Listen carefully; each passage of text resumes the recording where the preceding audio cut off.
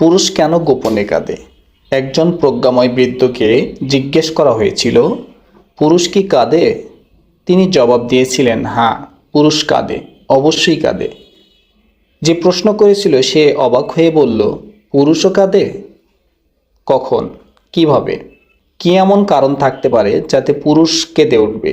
বৃদ্ধ বললেন, পুরুষ কাঁদে তখন যখন তার মায়ের মতো আপন মানুষগুলো দুনিয়া ছেড়ে চলে যায়। পুরুষ কাঁদে তখন সে তার বাবা মা দুজনকেই হারায়। পুরুষ কাঁদে তখন যখন তার সন্তান অসুস্থ হয়ে পড়ে। পুরুষ কাঁদে যখন আপনজন থেকে প্রতারিত হয়।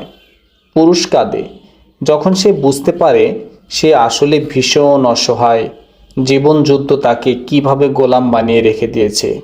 পুরুষ কাঁদে যখন সে তার ভালোবাসার মানুষগুলোর ভরণ পোষণ করতে ব্যর্থ হয়।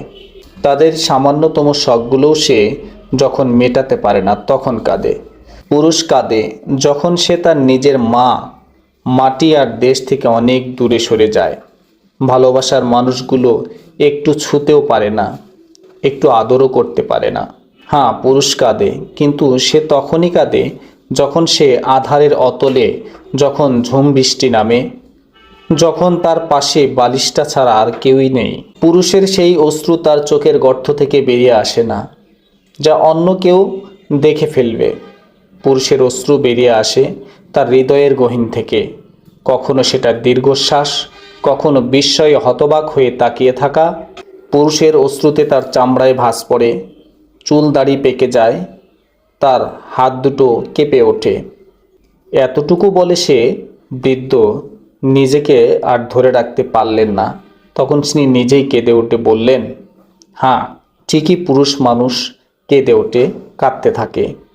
অতৃপ্ত এই পৃথিবীতে আজ যত আয়োজন, অর্ধেক তার মিথ্যে মায়া, বাকি অর্ধেক তার প্রয়োজন।